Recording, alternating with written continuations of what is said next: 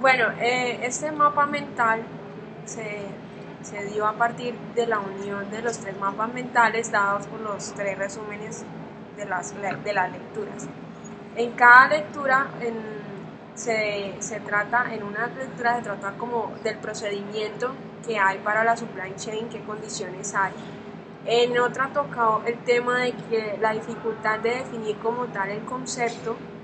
y en la última nos daba algunos procesos o pasos, 8 pasos, para tener en cuenta en esa aplicación que también varía en cuanto a qué empresa es.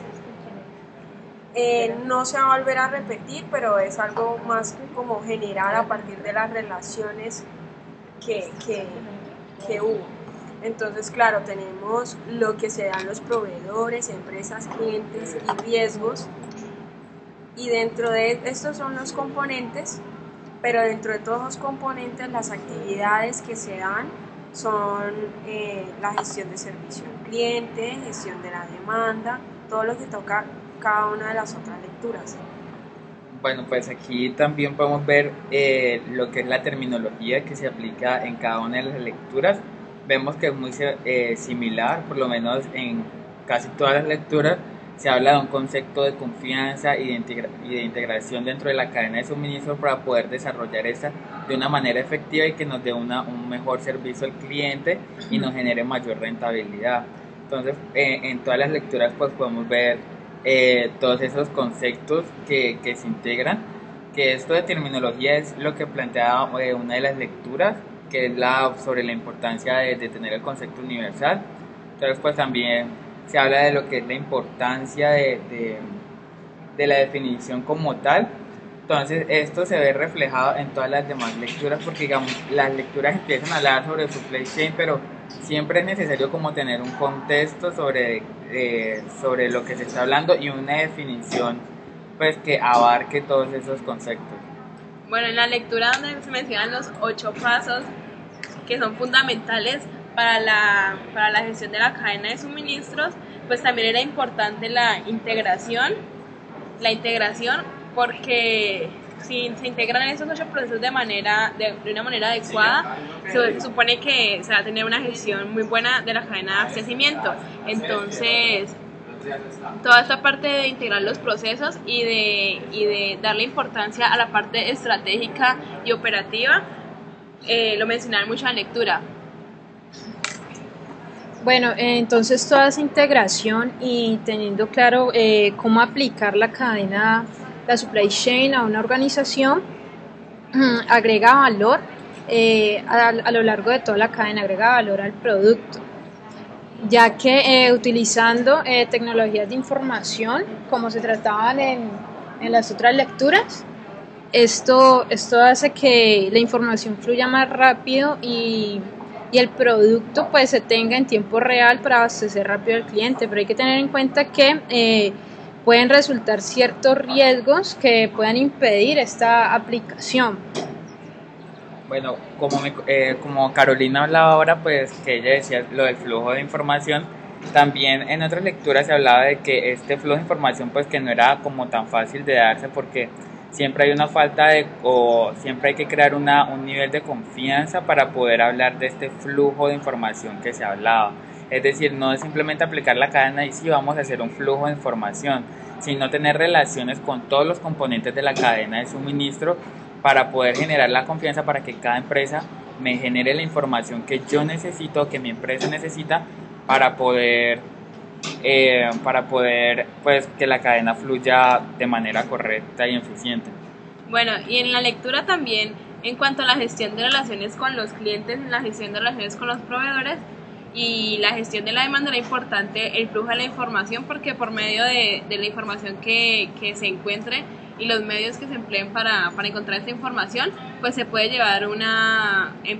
cuanto a la gestión de la demanda, se puede llevar como una sincronización de la demanda y la demanda real y la demanda pronosticada y también la información que se obtengan de en cuanto a los, a los requerimientos del cliente y a los requerimientos de los proveedores. Toda esta información es fundamental para mejorar los procesos entre el cliente y los proveedores. Ya siguiendo pues con lo que se ha mencionado, al final de esto es dar una posible definición o de entender o comprender en sí de qué se trata la supply chain, y es que la supply chain, estos son, o sea, procesos o actividades dentro de los procesos que de alguna forma se deben o integrar. Entre ellos mismos había unas relaciones para poder dar precisamente la integración de los componentes de ella y que haga un mejor flujo de información para generar así un valor o agregar valor al producto o al servicio que se esté prestando, y así dar un mínimo costo que es interesado, le interesa a los clientes para tener también una satisfacción del cliente. Esto a su vez se tiene o crea la supply chain bien aplicada, por así decirlo. Las grandes empresas han tenido una ventaja competitiva dentro pues, del mercado.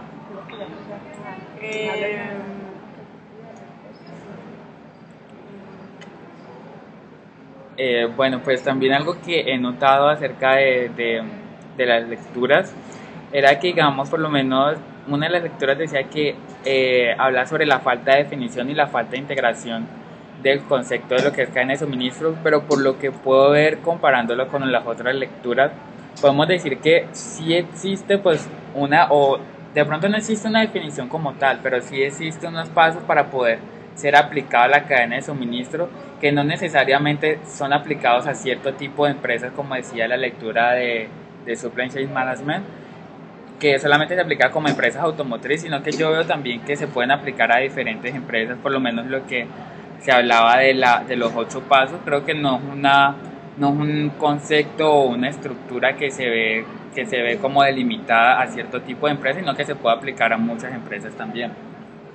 Lo importante a tener en cuenta para la aplicación es que la empresa esté dispuesta a innovar y a cambiar los procesos que sean necesarios. Sí, porque en alguna de las lecturas, uno de los procesos que era muy importante pues para llevar una buena gestión de la cadena de suministro era el desarrollo del producto y su comercialización. Si una empresa está constantemente pensando en innovar, pues tiene una ventaja frente a las otras empresas. Entonces pues era como